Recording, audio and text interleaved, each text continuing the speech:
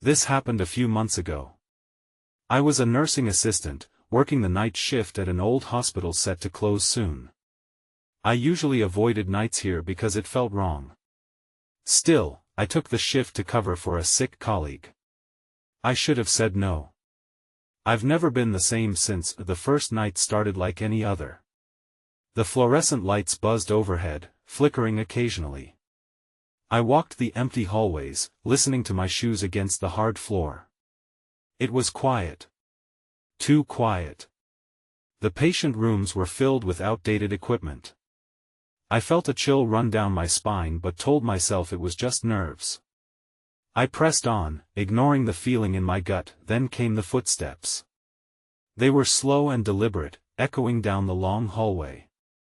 I thought maybe it was another staff member, even though I hadn't seen anyone else. My heart raced. I wanted to dismiss it but couldn't shake the feeling that I wasn't alone. Maybe I was just tired. I told myself that and checked on a few patients, but those footsteps haunted me. As the days passed, things got stranger. I noticed a life-sized wax figure of a nun in the chapel. I could have sworn it wasn't there before. The figure looked so lifelike with its serene expression, hands clasped in prayer. But if I stared too long, those eyes felt like they were watching me. I tried to focus on my duties, but the feeling of being observed wouldn't leave. One night, while refilling supplies, I heard humming. It was a soft, eerie tune drifting in from the chapel. My skin prickled. I peered around the corner, half expecting to see someone, but the chapel was empty. I wanted to leave, to walk away, but I felt drawn to that stupid nun. The next night was worse. Shadows darted around the corners of my vision. I would turn and find nothing, just that unnerving hush of the hospital. My heart pounded in my ears, and I tried to focus on my work. But that humming grew louder, filling the air with its unsettling presence. Then I saw her standing there, the nun, closer than before. I blinked, and she was gone. My breath quickened. I thought it was just a trick of the light. But then, on another night, I asked out loud, "What do you want from me?" I didn't get an answer. That's when I felt a presence behind me. I turned, and the corridor was empty. Yet, I felt a weight in the air that made my heart race. I'm not sure what happened that night, but when I went home, I couldn't shake the feeling. I kept hearing that humming long after my shift ended. I stopped working nights and tried to forget. But every time I see a nun, my skin crawls. The hospital is closed now, forgotten by most, but I can't forget the wax nun. I wonder if it still stands there, watching in the dark, just like it did that night. I guess I'll never be the same. I didn't think I would have to return. After those nights, I figured I'd put the old hospital behind me. The memories felt like a bad dream, fading slowly, until I got a call from a friend. She wanted me to help her clear out some supplies left in the building. I hesitated. The thought of that place sent a shiver down my spine. But she was insistent, and I didn't want to let her down. We arrived just after sunset. The sky was a deep orange, fading into purple as night crept in. The moment I stepped through the doors, that familiar chill wrapped around me. I thought I could handle it. It was just an empty building now. But as my eyes adjusted to the dim light, dread crawled back in. The hallways felt wider somehow, like they were stretching out. My friend walked ahead, chatting aimlessly, but I was silent. I scanned the walls, half expecting the nun to appear from behind a corner. I glanced at the chapel, but the thick door was closed. I forced myself to breathe and followed her deeper into the building. We needed to clear the storage room first. It was down a narrow hallway lit by flickering bulbs. My heart raced as I followed. I wanted to turn back, but I pushed through. We reached the storage room and began sorting through dusty boxes. That's when I heard it again, the humming. It was faint at first, but it became clearer, a haunting melody that twisted itself into my mind. I gripped the edge of the table, my knuckles white. My friend paused, tilting her head. "Do you hear that?" she asked. Yeah, I replied, my voice barely a whisper. I felt the fear grip me again. The humming was unsettling. It felt wrong. Maybe the pipes? She suggested. But deep down, I knew better. This was different. Suddenly, the humming stopped, and an echo of footsteps filled the room. I turned quickly, looking back towards the hallway. My friend noticed my reaction. "What's wrong?" she asked, but I couldn't speak. Panic bubbled up inside me. As we continued working, the shadows in the corners of the room grew thicker. I could have sworn I saw something move. Was it just my imagination? Maybe the memories of those nights were playing tricks on me. Then out of the corner of my eye, I spotted a flicker of white. I turned to see the nun, standing at the end of the hallway, her face cloaked in dim light. My breath caught in my throat. "Do you see her?" I hissed to my friend. "What?" she asked. But by the time she looked, the figure was gone. I blinked hard, willing myself to believe it was a trick of the light. "We should leave," I said, my voice shaky. My friend frowned but nodded. As we walked back towards the entrance, I couldn't shake the feeling that I was being followed. The air turned thick and heavy, and the silence became deafening. Just before we reached the door, I glanced back. The chapel door stood ajar, and there it was again, the nun, not a few feet away, watching. This time, her expression looked more intense, as if she were trying to tell me something. Then everything went dark. The lights flickered and died, plunging us into an all-consuming blackness. Fear surged through me. I felt my friend grasp my arm tightly. "What's happening?" she asked, her voice shaky. I wanted to shout that I didn't know, but deep down, I feared I did. The shadows were alive. And I felt her presence close, right behind us. I stumbled back, my heart racing. The darkness was so thick it pressed against my chest, making it hard to breathe. My friend squeezed my arm tighter, panic radiating off her. I could barely see her face, just a silhouette against the void. "Stay close," I whispered, though what could happen in the dark felt beyond reassurance. The silence weighed down on us, heavy and suffocating.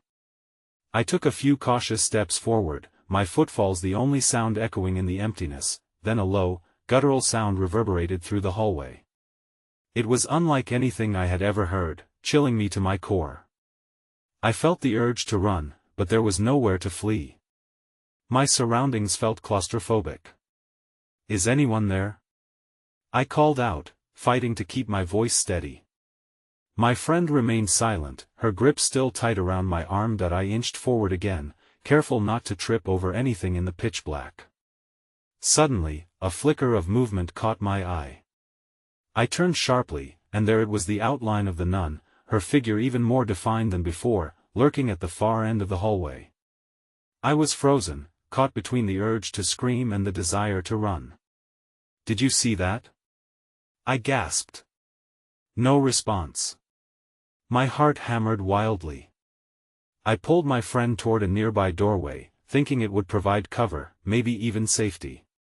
"Come on," I urged, but she didn't move. I glanced back, and her eyes were wide with fear, fixated on what lay ahead. She eventually nodded, and we dove into the room. The door creaked as I pushed it shut behind us, plunging us into relative safety. My breath came in ragged gasps. The room smelled of dust and neglect, and the faint outlines of old hospital equipment loomed ominously in the dark. "Why did we come here?" my friend finally whispered, her voice cracked with fear. I didn't have an answer. All I could think about was the figure out there. What did she want? "Let us just take a moment," I suggested, though I couldn't shake the feeling that time was slipping away from us. I fumbled for my phone, praying the battery wasn't dead. The screen lit up, casting a weak glow. My hands shook as I held it out. "Did you get a picture?" my friend asked, her eyes darting around the room. Panic laced her voice, and I realized I hadn't even thought of that. "No. I was too scared. Just then, a soft humming resumed. It was faint but steadily grew louder. It curled around us like a vine, tightening. My pulse quickened as I recognized the same tune from before, a lullaby of sorts that felt impossibly familiar. "What is that?" my friend asked, her voice trembling. "I don't know," I admitted, the hairs on the back of my neck standing up. The melody seemed to beckon us, pulling me closer to the door, like a siren song. It felt almost inviting, but I couldn't shake the feeling that it was a trap. Then I saw something glimmer in the darkness of the room, the flickering reflection of something silver. With dread pooling in my stomach, I approached it. I reached down to pick it up, my fingers wrapping around the cold metal, that when I saw it a tarnished old crucifix, the figure of Christ stained with something dark. My stomach turned. I had to put it down, but I froze, my nerves dancing on the edge of dread. "What's wrong?" my friend nudged me softly. I turned slowly, my heart pounding as I heard the doorknob rattle. The humming stopped. A cold wave of fear washed over me as I realized I wasn't alone anymore. Someone was outside. The doorknob rattled again, harder this time. My heart raced, and I swallowed hard, trying to shake off the feeling that someone or something was out there, waiting for us. I pressed myself against the door, a cold sweat forming on my forehead. "Who's there?" I called, my voice coming out shaky. I didn't expect an answer, but it felt like a last desperate attempt to regain control. Silence settled over the room, thick and unnerving. My friend stood next to me, her eyes wide, fear etched across her face. The tension felt raw. I could hear my own breathing fast and shallow. Then, a whisper drifted through the thin crack beneath the door, soft and raspy, "Let me in." I felt the blood drain from my face. My gut twisted, and I shot a glance at my friend, who looked as terrified as I felt. That voice, it felt wrong, like it was trying to claw its way into my mind. "What should we do?" she whispered, backing away from the door. "Stay quiet," I replied, knowing full well we had to stay hidden. The last thing we needed was to let whatever that was in. The doorknob rattled once more, then stilled. I held my breath, straining to hear anything. It felt like hours passed in that moment, the world outside our small sanctuary forgotten. My thoughts raced. Why had we even come here? What were we thinking? Suddenly, the humming started again, this time more haunting, echoing. It felt like it was wrapping around us, weaving the tension tighter. My phone screen flickered, nearly dying, and I cursed under my breath. I needed light. We needed to see what was going on. "Do you still have your flashlight?" I asked, praying she did. "No, it's dead," she said, panic creeping into her voice again. That when a loud bang hit the door, making us both jump. The world fell away, leaving just that noise, hard, forceful. I pressed my back harder against the wood, fighting the urge to scream. "Go get it," the voice outside hissed again, the words sharper, more demanding. I glanced at my friend, and we shared a look of pure terror. We were trapped. Without thinking, I let my hand drift toward the crucifix. Maybe it was a stupid idea, but I felt a surge of courage.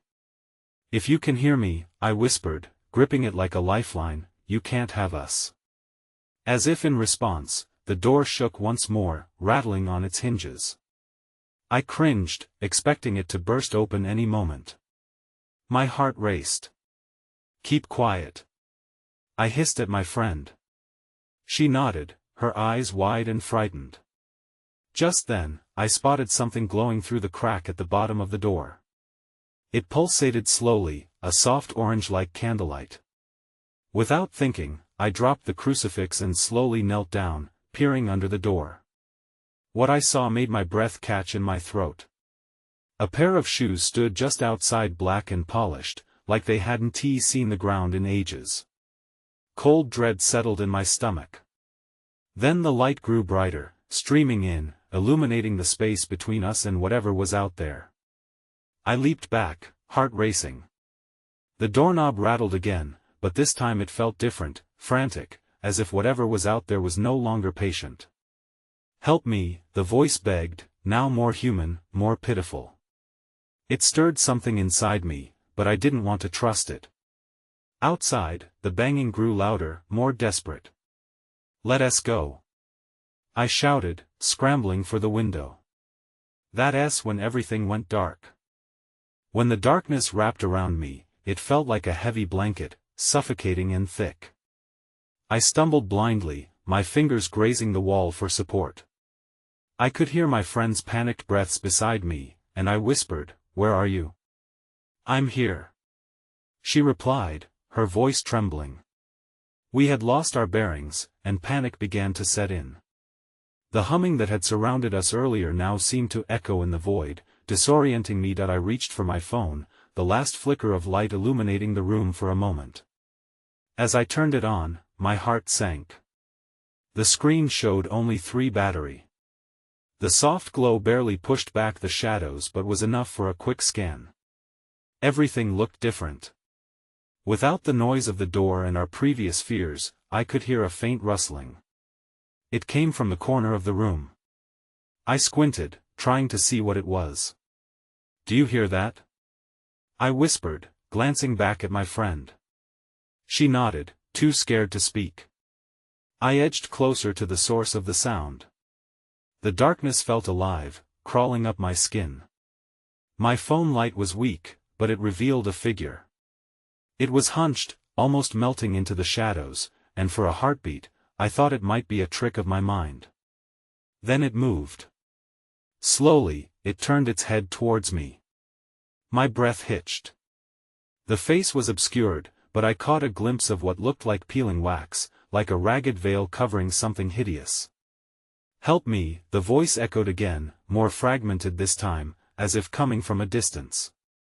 I stumbled back, hitting the wall hard enough to jolt me. How was this happening? The voice, the figure, all of it made no sense. My mind raced. If we didn't get out of here fast, we might never escape. "Let us find the back door," I said, trying to maintain some bravado. "We need to move." But the second I turned to lead us away, my phone flickered, the screen dimming, and in that split second, the figure disappeared. Just gone. I wanted to scream, to shake off the dread creeping back in, but I pressed forward, wishing to get as far from that corner as possible. As we made our way toward what I hoped was an exit, the temperature dropped. A chill snaked through the air, and I felt my skin erupt in goosebumps. My friend grabbed my arm, her grip tight and desperate. "Did you feel that?" she whispered, shaking. Before I could respond, the humming returned. It surged around us, piercing and loud, washing over us like a tide. The sound became a cacophony, filling my head, making it hard to think. I turned a corner, aiming for the small window at the far end of the corridor. But as we reached it, I stopped. The glass was clouded, fogged by some unseen force. "There's something outside," I yelled, panic rushing out of me. My heart hammered in my chest. "Someone's out there." Then, a shadow passed by, just beyond the glass. My breath caught in my throat. I pressed my palms against the window, squinting into the murky darkness. Please, let it be someone who could help us. But that's when I saw it. A figure, tall and twisted, bathed in the soft orange glow of the lighting from inside. And right then I realized, it wasn't he coming for the window, it was coming for us. I felt the air practically shrink around us as the figure moved closer. My instinct screamed at me to run, to get away from that window. But my feet were frozen in place. "What do we do?" my friend asked, her voice barely above a whisper. I glanced down at my phone. 2 battery. Time was running out. I had to think fast. "We can't stay here. We need to find another way out," I said, trying to project calmness. My mind raced through our options. We backed away from the window and into the darkness of the corridor. The humming intensified, like an ominous heartbeat closing in on us. I could feel the panic rising in my throat. We needed a plan, and we needed it now. I took a deep breath, the taste of fear heavy on my tongue. There might be a maintenance stairwell at the end of this hallway, I suggested. Let us head there. We turned and moved quickly through the dark, staying as close to the wall as possible. Each step felt heavy, and the shadows seemed to shift and breathe around us. I could feel my friend's fingers tighten on my arm, but I couldn't afford to look back. I had to keep going. The humming grew louder and more chaotic, intertwining with quiet whispers that seemed to come from all directions. Can you hear them? I asked, half to myself. My heartbeat pounded in my ears, drowning out any hint of clarity. Yes, she replied, voice trembling. But I can't make out what they're saying. We pressed on, rounding a corner that felt like an eternity. Just ahead, some dim light flickered. I hesitated, anticipation prickling my skin. Was it hope or was it another trap? As we approached, the faint light revealed a door with peeling paint and an old sign that read, "Authorized personnel only." Using the last ounce of courage I had, I pushed the door open. It creaked loudly, sending a jolt of fear radiating through me. I held my breath, hoping we weren't about to invite something worse inside. To my surprise, the room was empty. It looked like an old storage area filled with dusty boxes and rusty equipment. I scanned the walls for any sign of a way out. That's it. I shouted, a surge of relief crashing over me. There must be a fire escape somewhere. We need to find it. We started to rummage through the clutter, looking for anything that might help. I was focused, but in the back of my mind, I felt a presence lurking just beyond the door. You know we should hurry, right? My friend urged, her eyes darting nervously. I nodded. That's when I noticed something glinting against the wall near a stack of boxes. It was a small metal lever. My heart raced. This could be it, I said, turning to face it. I reached for the lever and pulled. Nothing happened at first. Frustration bubbled up inside me. Come on, I cried, pulling again harder this time. Suddenly, a loud clang echoed through the room, and the floor shook beneath us. Dust fell from the ceiling, and my heart dropped. What had I done? Before I could process it, the door slammed shut on its own. I jumped back. Panic gripped me fully now, and the humming morphed into a chilling laugh that echoed loudly around us, wrapping us in terror. I made a desperate plea. Stay close, I shouted. We've got to. And then everything went dark. I couldn't see anything. Darkness swallowed me whole, wrapping around my body like a heavy blanket. I reached out instinctively, hoping to find my friend, but my fingers only brushed against cold, empty air. Are you okay? I finally managed to whisper, panic creeping into my voice. There was no response. My heart raced faster. Suddenly, a faint glow flickered into existence, illuminating the edges of the room. I squinted, trying to make sense of it. The walls were bare and cold, and we were still in that storage area. But now, shadows twisted and danced eerily. Can you see me? I called again, my voice shaky. I strained to hear any sound that would suggest she was still with me. There. A voice broke through the stillness. It was her. She was further away, almost lost in the shadows. I turned towards her and ran, my breath coming in short, frantic gasps. I thought you were gone, I exclaimed as I reached her, relief flooding over me. What happened? Did the door lock us in? I don't know, she replied, her voice trembling. But those whispers, they seem to change. I think they're getting closer. As if to prove her point, the humming returned, louder this time, ringing in my ears like a deranged choir. I shivered at the sound, the feeling of dread climbing my spine. That we needed to escape. Reflecting on my initial scan of the room, I recalled the glinting lever. Where's that lever? I asked, urgency threading through my tone. It's behind those boxes. She pointed, her eyes wide with fear. I could see the structural outlines of the boxes in the strange light. I moved towards them, my hands shaking as I shoved one aside. Help me. We need to get it. I urged her, and together we cleared a path through the dusty debris. The noise around us seemed to crescendo, echoing with an unearthly intensity. As I fished out the lever, a sudden cold blast of air swept through the room, extinguishing the glow. The darkness closed in again, and with it came that chilling resonance that I gripped the lever tightly, fighting through the fear clawing at me. We can't let it take us. I shouted, no longer caring if the thing outside could hear me. We have to get out of here. And in that moment, a realization struck me. The shadows were shifting, forming shapes against the walls. I caught a glimpse of them, faces, twisted and contorted, hovering just out of reach. We have to go now. I urged, eyes darting wide. I felt the temperature drop around us, an overwhelming energy pressing against my chest. Pull the lever. With trembling hands, I pushed it down. The moment I did, the wall opposite us creaked open, revealing a narrow passageway filled with an ominous glow. We can escape. My friend exclaimed. But before we could step forward, a figure emerged from the darkness. It was tall and looming, dressed in tattered robes. Its face was obscured, but a chilling smile split its waxy features. Leave while you can, it whispered, as the weight of its presence bore down on us. I froze, paralyzed by fear. What had we awakened? Before I could react, the figure lunged towards us.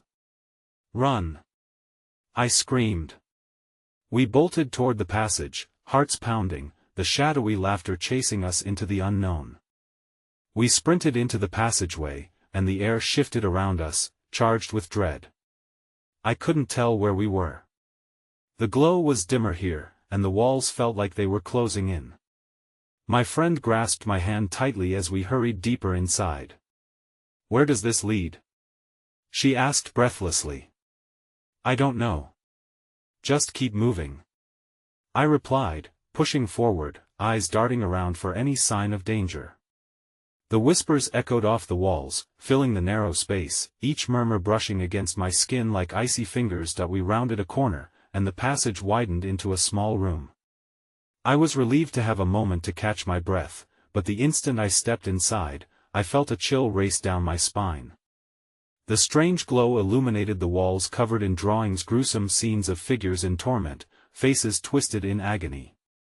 They seemed to pulsate with life, staring back at us with hollow eyes. Look at those, my friend started, but I shushed her. I can't focus on that. We need to find a way out. But just as we were about to turn, the door we had just entered through slammed shut. The sound rumbled like thunder, shaking the floor beneath our feet. My heart dropped. We were trapped. What do we do? Her voice wavered, glancing wildly around the room. I don't know. I shouted, guilt crashing over me for not having a plan. In the center of the room stood an old wooden table, and on it, illuminated by a strange light, lay a dusty, leather-bound book. Wait. Look at that book. I pointed, hoping it might help us understand what was going on. My friend moved closer to it. Do you think it's safe? With no hesitations left, I approached it as well. The moment my fingers touched the cover, a jolt of energy surged through me. It felt electric, like the air before a storm. What are you doing? She gasped, pulling away. I opened the book. The pages were filled with symbols and sketches, horrifying and beautiful at once. As I flipped through the pages, I caught snippets of text that made my skin prickle. Binding, Lost Souls, The Wax Nun. What is a wax nun? My friend asked, standing close enough to peek. I don't know, but whatever it is, it can't be good, I said, flipping past drawings of the figure we had seen before, its chilling smile more defined now. Suddenly, I heard a rustling sound coming from the corner of the room. My eyes shot towards it. The darkness twisted, pulling itself together, forming into a figure that was undeniably alive. "That's it," I whispered, backing away and clutching the book tighter. The figure was emerging from the shadows, its waxy skin glistening unnaturally, contorting in a grotesque imitation of humanity. "Leave while you can," it echoed again, voice dripping with malice. Before I could react, the air thickened, and the book flew from my hands, landing on the table, pages flapping wildly. As I stared in disbelief, dread flooded my stomach. I felt something cold and unforgiving wrapping around my ankle. "We have to go," I cried, but as I turned to grab my friend, she was already gone. Panic surged through me. All that was left was the sound of laughter, dark and hollow, echoing through the small room, drowning out every thought of hope. Then everything went silent. I stood alone in the small room, my breath shallow and rapid, the cold clasp around my ankle pulling tighter. I strained to hear anything beyond the pulsating silence, the faint echoes of that chilling laughter lingering in my mind. Panic surged in my chest, I could feel it clawing at my throat. "Leah?" I called out, hoping against hope that my friend was merely lost, that she would emerge from the shadows. No answer. Tearing my gaze from the dark figure, I squinted at the book still lying on the table. Its pages turned unnaturally, as if beckoning me closer. I hesitated for a moment, then forced myself forward, driven by desperation. Maybe the book contained something that could help me find her. As I approached, the air thickened with the scent of wax and decay. I reached out to steady the book, the pages flipping violently. My heart raced as I fought the urge to step back. Amidst the chaos of symbols, one drawing stood out. It depicted a nun, her face obscured by a dark veil, fingers elongated and twisted, surrounded by the same figures of torment I had seen on the walls. I choked back a scream and stepped back, but the floor seemed to ripple beneath me. The shadows morphed, swirling around my feet, and from them emerged a pair of eyes, glowing and wide, locking onto mine with an intensity one couldn't ignore. "I warned you," the shadowed figure said again. Its voice, a whisper multiplied, echoed off the walls with a sinister harmony. "Leave this place now." I looked back at the book, intent on finding answers. I needed to know about this wax nun. Why was she here? Who had drawn these images? Maybe I could turn the tables. Flipping through the pages, I found a more detailed passage. The wax nun preys on the unwary, ensnaring them in the binding of their own fears. To escape her grasp, you must confront the truth of your own torment. My heart raced. What truth? With newfound determination, I looked back at the dark figure, the bearer of the nun's warning. "What's my truth?" I shouted, my voice ringing in the hollow space. The figure recoiled, then laughed again, dark and distorted. "In the dark, you'll find the light," it taunted. Just as it finished speaking, the room seemed to shatter into fragments of reality.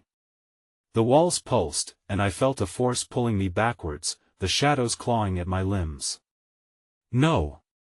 I yelled, fighting against whatever had a hold on me. In that moment, something clicked in my mind. I thought of Leah, of our friendship, of everything we had faced together. "Help!" I screamed, hoping my voice would reach her wherever she was. Suddenly, the shadows recoiled as if stung, and I stumbled forward, feeling the pull weaken. It was working. But then I realized, when my voice rang true with desperation, a window to escape had opened. That's when I saw it, a flicker of light in the far corner of the room, almost swallowed by the dark. It pulsed like a heartbeat, inviting yet ominous. It was my only chance. With all my strength, I darted toward it, determined to reach the light before the laughter returned to close the door behind me. But as I ran, I felt the ground trembling, a warning rumble beneath my feet. I had to hurry. The light grew brighter as I sprinted towards it, urging myself onward despite the weight of shadows pressing against me from all sides. The laughter echoed, twisted and relentless, but there was no time to think. I could feel the floor tremble beneath me, as if it were alive, fighting against my escape. "Help me!" I shouted into the void, the words escaping my lungs as more of a plea than a statement. The answer came as a chill that slashed through the air. "You think you can simply leave?" The voice crooned, its tone mocking, weaving through my mind. But behind me, I could feel the flicker of presence, my friend, Leah, fighting her way through the same suffocating darkness, searching for me. "Leah!" I cried out, my voice cracking, tinged with desperation. I had to press on, for both of us. As I neared the pulsating light, the vicious shadows thrummed in response, swirling and reaching, hungry to ensnare me. Each step felt like wading through thick molasses. I had to keep moving. The light promised safety, but it also felt like a trick, a final deception from whatever hunted us. Drawing closer, I could almost make out shapes in the light, figures that seemed alive, beckoning me towards them. I blinked hard, hoping to dispel the fog of fear clouding my thoughts. There was something familiar about the light, a warmth that reminded me of all those days spent with Leah, sharing laughter and kindness amidst the dingy, sterile environment of the hospital. The laughter crescendoed, sending chills crawling up my spine. I could feel an array of eyes watching me from the dark, suffocating my resolve.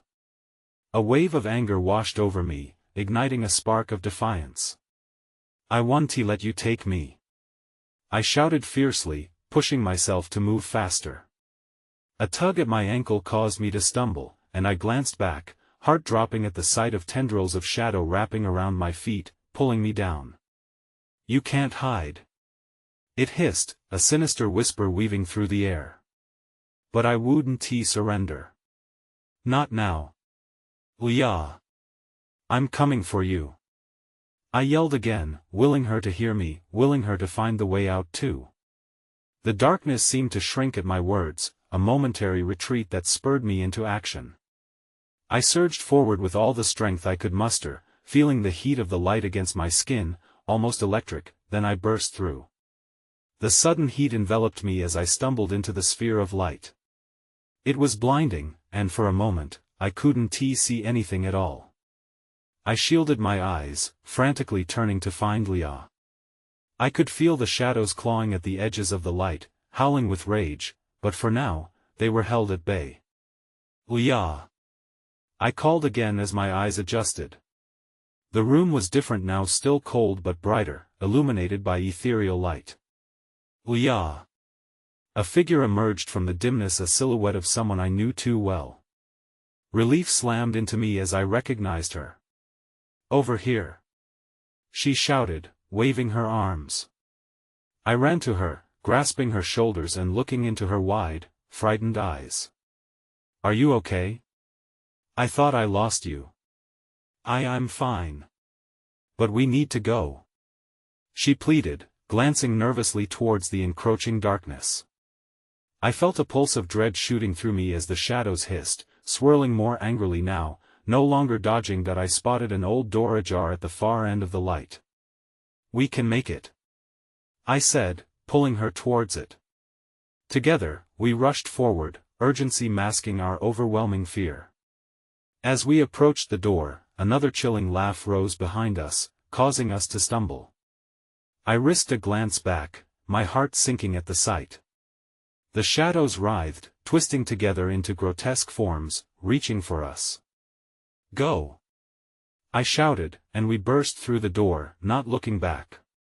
The world shifted around us once more, the air vibrating with energy as we raced through into another hall, the light fading as we moved deeper into the unknown. "Do you think we lost it?"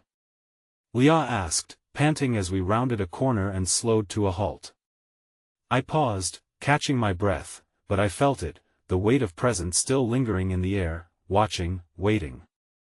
"I don't know," I admitted, trying to project calmness. But my heart thudded wildly in my chest. We were not free yet. I turned, unable to quell the surge of panic. Whatever had chased us stood beyond the doorway, but I could barely make it out in the dim overhead light. I felt a cold grip around my heart. What happens if I didn't finish the sentence, knowing we hadn't seen the last of the wax nun? The shadows curled at the edges of the doorway, whispering promises of despair. All those unsettling nights flashed in my mind. Had those experiences been mere glimpses into something deeper, or had I truly encountered the terrifying aspects of our fears and regrets? Leah reached for my arm, but all I could do was stare into the void. I knew we had escaped, yet there was another darkness waiting, lingering just beyond our grasp. What now? She asked softly, the uncertainty echoing my thoughts. I don't know, I replied, unable to answer the gnawing questions that filled my mind. The hall was eerily calm now, but the air crackled with unsettling energy.